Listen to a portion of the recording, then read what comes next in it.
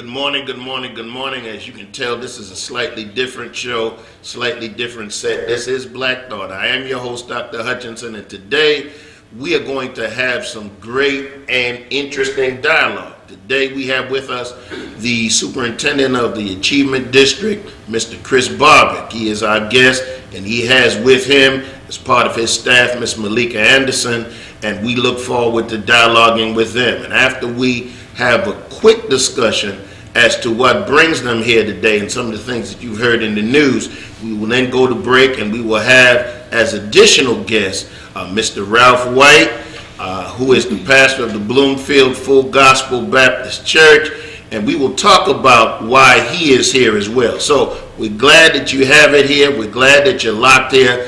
Pay attention to what we're doing. In addition, as we have told you on Facebook, and as I said on the air yesterday, we have the phone lines open today. The number is 527-2414, 527-2414. And so after we get rolling, if you have some commentary based on what you heard, come on and step in. Well, first of all, Mr. Barbic, we are grateful that every month you take time out your schedule, you come through Black Thought, you let us know what's going on, and we're most appreciative. And you also put on your Teflon suit. So if there's some challenging things that come up, and you know some of the things that have come up over the past few months, you are not hesitant to answer. So I appreciate that, and I appreciate you being here. Sure. So, thanks for the opportunity. Yes, appreciate sir. that. Talk to us. Well, first of all, I'm going to give you the august privilege of introducing the young lady sitting to your left and tell us her role, and then you can open up and talk about the latest developments in the ASD. Sure. So with me is Malika Anderson. Malika is our Chief Portfolio Officer, and she's in charge of lots of things. Most importantly for right now, and probably most relevant to this conversation, is her team leads our charter authorization process and also leads our school matching process. So as you know, and as probably many of your viewers saw yesterday, we released the list of ASD eligible schools that we'll be looking to bring into the ASD for the 14-15 school year. And so all of that work is led by Malika's team, and we are fortunate to have her on the ASD team and working here in Memphis to make sure that we're providing as many great options for kids and families as possible. Okay, talk to us about the schools that are being considered for the ASD and kind of paint the picture of what's going on. Sure. So maybe taking a quick step back. So we've talked about this several times when I've been on the show. The ASD was created to serve what we call the priority schools, which are the schools in the bottom 5%. And this was all part of the Race to the Top application that the state won several years ago. And it's basically an initiative to try and take the lowest performing schools in the state, the schools that are consistently the lowest performing, and try and improve student performance. And there's 85 schools that make up that priority list. 68 of those schools are here in Memphis. And what we've been doing over the last 24 months is working with Shelby County to either have those schools in the ASD as a possible treatment, if you will, to push the schools up, to have the schools in the I-zone as another possible way to improve those schools.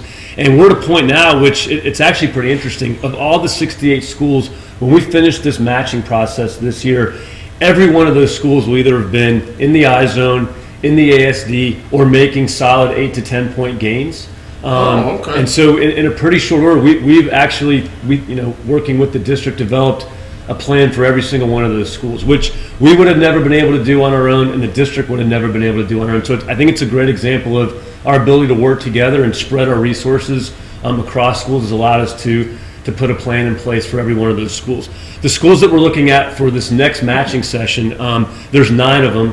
We'll actually match with 8 of them. If you remember last year, we had, I think it was 13 or 14 schools. We actually only matched with 6. So we started with a little bit smaller number. We'll match with more. And these are schools that when we looked at the remaining schools that are on that priority list, the bottom 5% schools, we went back and we looked at the schools that we hadn't done anything with, but also we looked at schools that were in the bottom quartile of the bottom 5%, so the lowest of the low. We looked at schools that did not make gains that were at or above what the state had done last year. And so these are schools that were in the bottom 5% and weren't making any type of progress. And we really focused on those schools. And then the last thing we did is we went back and ran that list by the district, asked them, what are your plans for the school?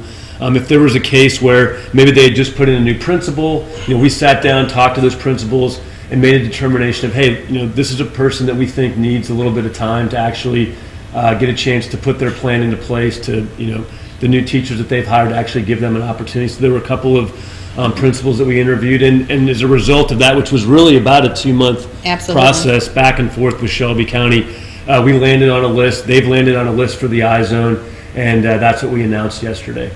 Okay. Did I leave anything out that you want to add? Just a list of the schools. Yeah. So the schools are elementary schools. We're looking at Coleman. We're looking at Spring Hill. We're looking at Denver, and we're looking at Westwood Elementary. For middle schools, we are looking at Wooddale, and we are looking at Southside Middle. And then high schools, we are looking at Fairleigh, Carver, and Fraser High. Okay. So those are the 9 schools that we are considering, and we'll spend the next 3 months. Last year the matching process was very condensed. We had about 5 weeks. Right, 5 or 6 weeks. And overwhelming feedback we heard from both folks that are on our Achievement Advisory Council, which is is our volunteers that are working to make recommendations to us, and from community members, was that the process was too short. It felt rushed. So this year we did 2 things. One, we expanded the Achievement Advisory Council from 12 members to 25 so that we had better representation across the community. And 2 is we protracted the process, meaning we went from 5 weeks to now 3 months, where we'll have plenty of time to gather input, talk to people, talk to community leaders like Pastor Wright, who's going to be on the show, to teachers, to parents, so that we really have time to do the due diligence to make the best decision. And I guess the last thing I'd say is that, these are incredibly important decisions, and we understand, all the implications that go into making decisions like this. And just as you're making any big decision, you want to get all the information that you can get. And so that's what we're going to spend the next 3 months doing, is gathering that information, and then we'll sit down and make the decision that we think is most appropriate. Okay, well, right before we go to break, let me ask you this question so that we can say this in the plainest way possible. I kind of know the answer, but I think that our viewers need to hear this. Mm-hmm. You've looked at these schools. You have targeted 9 schools. Mm-hmm. Is this a done deal? I mean, have you pretty much said, we're going in these schools, we're taking them over, or are you in a process of engaging with the community in which to make the decision? Yes and no. So Okay. for the elementary schools, those schools will be in the ASD. The choice the community is going to have is which charter operator will be working in those schools. So we actually have more charter operators who are interested in working in the schools than we actually have schools. So for the elementary schools and for the middle schools, there will be a charter operator in those schools. Which one it is where we'll get the community input. Mm-hmm. For the high schools, there's 3. We have 2 operators. It's very probable that Bobby White, who's been approved to run MLK Prep, will be at Fraser because he's been in Fraser, he knows Fraser, it just makes sense for him to be there. Mm-hmm. But when it comes to Carver and Fairleigh, it is not a done deal. I mean, we've got 1 charter operator who's interested in working in both schools. Both schools met the criteria that we talked about in terms of what their performance was and track record, and the list of the criteria that I just mentioned.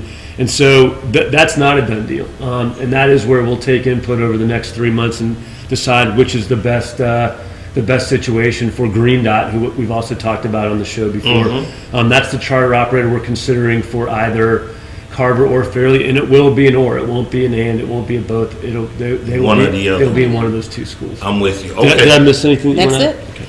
We're going to go to break because we have some important conversation getting ready to come up. We have, as many of you know, Pastor Ralph White from the Bloomfield Full Gospel Baptist Church on South Parkway. Many of you know him. He's been active in the community for some years, and he is a part of the push to save Carver High School. And now we have this new wrinkle that has come up.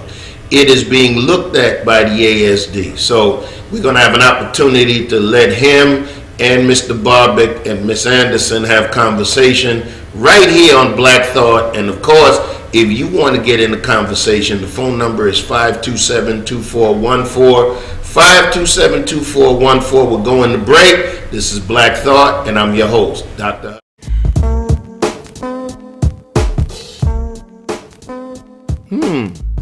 I just had a black thought. put your mind in gear and put your thinking cap on.